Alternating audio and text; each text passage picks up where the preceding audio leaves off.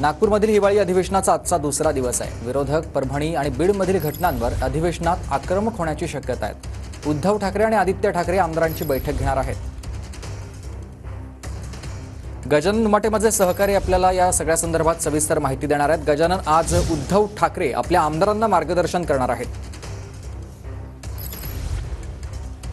नक्कीच हिवाळी अधिवेशनाचा आजचा दुसरा दिवस आहे। सभागृहामध्ये विरोधक परभणी आणि बीडच्या घटनांवरून आक्रमक होण्याची शक्यता आहे, कारण की पहिला दिवस ईव्हीएमच्या मुद्द्यावर विरोधक आक्रमक होते। आज हे दोन्ही मुद्दे येण्याची शक्यता आहे।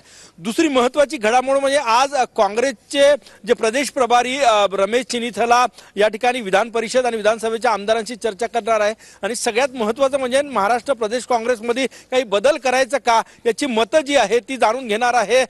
विधानसभा निवडणुकीत काँग्रेसचा दारुण पराभव झाल्यानंतर रमेश चिनीथला प्रत्येक आमदारांशी संवाद साधणार आहे, कारण की मोठी अपेक्षा होती, काँग्रेसला सत्ता येण्याची अपेक्षा होती, परंतु दारुण पराभव झाला। त्यामुळे विधानसभेचे आमदार आणि विधान परिषदेच्या आमदारांशी रमेश चिनीथला चर्चा करणार आहे। विधानसभेच्या सभागृहाच्या कामकाजाबाबतही चर्चा आणि सगळ्यात महत्त्वाचं म्हणजे पक्ष संघटना कशी मजबूत करायची। प्रदेशाध्यक्ष नाना पटोले यांनी म्हणजे आपला राजीनामा देण्याची तयारी दर्शवली, त्यामुळे नवीन प्रदेशाध्यक्षाची चाचपणी सुद्धा या बैठकीत केली जाणार आहे। दुसरी महत्त्वाची माजी मुख्यमंत्री उद्धव ठाकरे नागपुरात पोहोचलेले आहे। आज ते विधान परिषदेच्या कामकाजात सहभागी होणार असल्याची माहिती आहे। सगळ्यात महत्त्वाचं आज सायंकाळी अंबादास दानवे यांच्या बंगल्यावर शिवसेनेच्या दोन्ही सभागृहाचे सदस्यांना उद्धव ठाकरे मार्गदर्शन करणार आहे आणि त्यामध्ये विरोधी पक्ष नेते पदाबाबतही चर्चा होण्याची शक्यता आहे, कारण की हिवाळी अधिवेशन सुरू होण्याच्या पूर्वसंध्येला मुख्यमंत्री देवेंद्र फडणवीस यांनी सांगितलं होतं की विरोधी पक्ष नेते पदाबाबत विधानसभेचे अध्यक्ष निर्णय घेणार आणि तो